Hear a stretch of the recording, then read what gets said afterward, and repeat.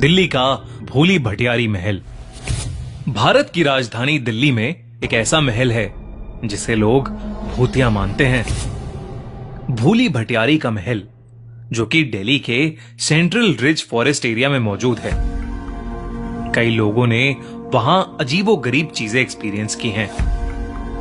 कई लोगों ने वहां एक सफेद साड़ी पहने एक अजीब सी दिखने वाली औरत को देखा है, बल्कि कुछ लोगों ने अजीब सी काली परछाइयों को भी देखा है।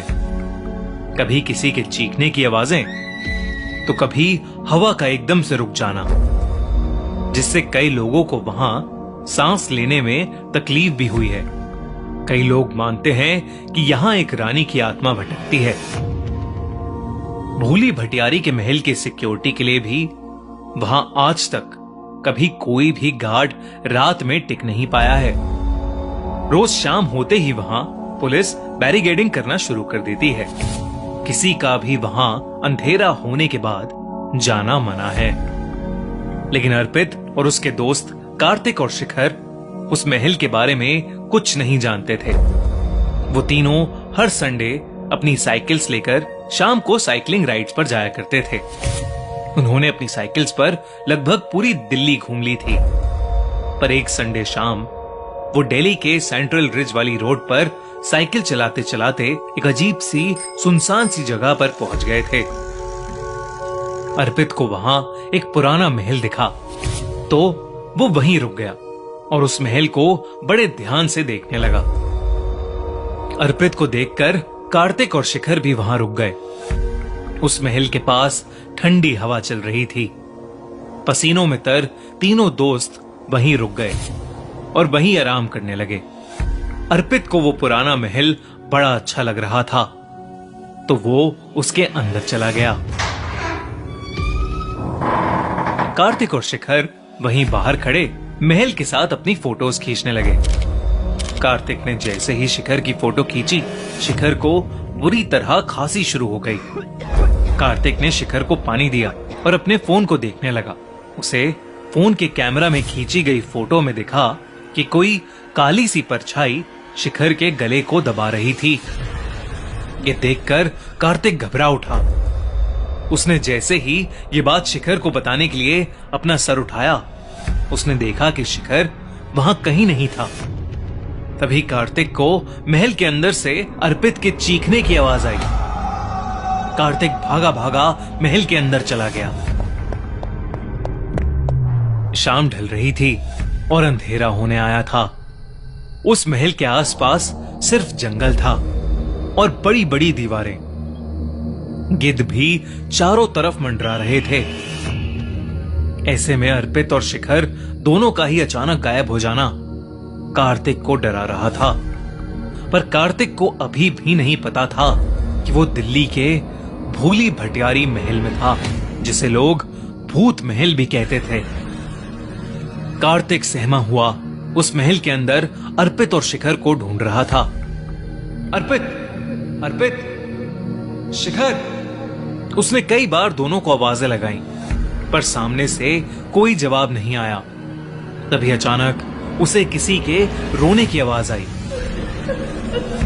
वो उस आवाज के पीछे गया तो उसने देखा कि एक बूढ़ी औरत वहां एक कोने में बैठकर सिसकियां भर रही थी। उसका चेहरा उसकी शॉल से ढका हुआ था। उस बूढ़ी औरत का हुलिया देखकर कार्तिक की जान निकले जा रही थी। फिर भी हिम्मत करके जब उसने उस बूढ़ी औरत से पूछा कि क्या उसने उसके दोस्तों को वहां से गुजरते हुए देखा है, तो उस बूढ़ी औरत ने हाथ के इशारे से उसे महल के और अंदर भेज दिया। कार्तिक जब अंदर गया तो उसने देखा कि अर्पित वहीं खड़ा है। अर्पित एक नजर टिकाए सामने देख रहा था। ऐसा लग रहा था कि जैसे अर्पित किसी के वश में हो। कार्तिक ने उसे जोरों से हिलाया, लेकिन तब भी अर्पित सामने ही देखे जा रहा था। कार्तिक ने जब ध्यान से सामने देखा तो उसे सामने एक छत सी दिखी और उस छत पर एक औरत। वो औरत किसी रानी से कम नहीं लग रही थी और वो इधर से उधर भटक रही थी। लेकिन तभी वो औरत चलते चलते रुकी और अपनी गर्दन घुमाकर कार्तिक की तरफ देखने लगी। कार्तिक भी अर्पित की तरह ही सुन्न पड़ गया और वो औरत हवा में उड़ती हुई उन दोनों की तरफ आने लगी। अचानक से शिखर वहां आ गया और उसने देखा कि कार्तिक और अर्पित दोनों को ही फिट्स यानी दौरे पड़ रहे हैं। शिखर को वो औरत नहीं दिख रही थी। उसने तुरंत ही अर्पित और कार्तिक पर पानी डाला और उन्हें जोरों से हिलाया।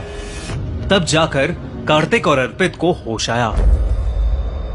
दोनों इतना डरे हुए थे कि उनके मुंह से एक आवाज भी नहीं निकल रही थी। शिखर ने बताया कि उसे पास में एक बहुत खूबसूरत मोर दिखा था, तो वो उसे देखने चला गया और जब वो वापस आया तो उसे कार्तिक और अर्पित की चीखें सुनाई दी। अब तीनों बस उस महल के अंदर से निकलना चाहते थे।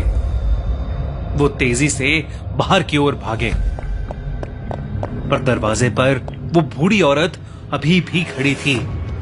अचानक उसका शॉल नीचे गिर गया और उसका ढका हुआ चेहरा अब तीनों के सामने था। बूढ़ी औरत किसी चुड़ैल की तरह दिख रही थी। उन तीनों लड़कों के रोंगटे खड़े हो गए और वो बुढ़िया धीरे धीरे उनके पास आने लगी। वो तीनों लड़के डरकर पीछे मुड़े तो वो रानी जैसी दिखने वाली औरत भी उनके करीब आ रही थी। तीनों मदद के लिए जोरों से चिल्लाने लगे। बाहर पुलिस वाले जब बैरिकेडिंग के लिए आए तो उन्हें 3 साइकिल बाहर खड़ी हुई दिखी। वो समझ गए कि अंदर जरूर कोई है और उन्होंने तुरंत महल के अंदर जाकर चेक किया। तीनों लड़के महल के दरवाजे के पास बेहोश पड़े थे और उनके शरीर बुरी तरह तप रहे थे। उन्हें फौरन पास के हॉस्पिटल भेजा गया। जब उन्हें होश आया तो उन्हें कुछ भी याद नहीं था कि उस बूढ़ी औरत को देखने के बाद उनके साथ क्या हुआ।